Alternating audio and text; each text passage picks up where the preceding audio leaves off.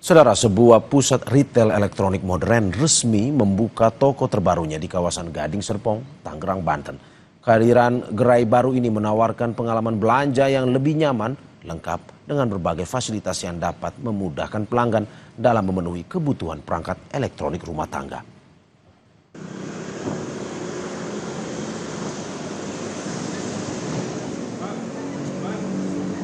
PT Electronic City Indonesia Tbk meresmikan gerai ke-63 di kawasan Gading Serpong, Tangerang.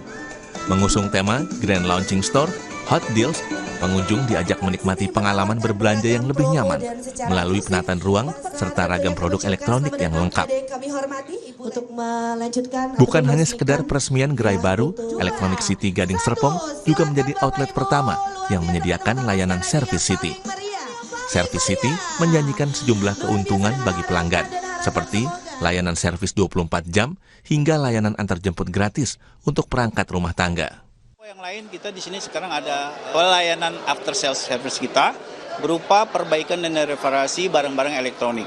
Jadi kita bisa menyediakan pelayanan itu selama 24 jam, seperti itu.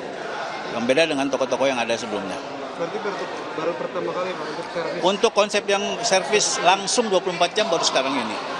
Diharapkan kita pastinya bisa terus berinovasi ya di bidang penjualan elektronik, yang pasti semua kebutuhan elektronik untuk warga sekitar Gading Serpong dan Tangerang dan sekitarnya bisa kita penuhi dengan pelayanan yang terbaik dan juga additional promosi yang bisa kita tingkatkan seperti itu. Salah satu toko retail modern elektronik terbesar di Indonesia ini juga memperkenalkan Easy Agent, sebuah program afiliasi yang memungkinkan masyarakat menjadi mitra penjualan tanpa perlu membuka toko maupun modal. Program ini disebut menawarkan peluang penghasilan tambahan hingga jutaan rupiah. Pengunjung juga dapat menikmati berbagai promo, mulai dari harga spesial produk elektronik, promo perbankan, hingga promo khusus launching layanan servis seperti cuci AC gratis dan potongan hingga 50% untuk jasa perbaikan. Tim Liputan Kompas TV. Kita semangat bersinergi bersama 1, 2, 3, sekali lagi beri tepuk tangan yang paling meriah.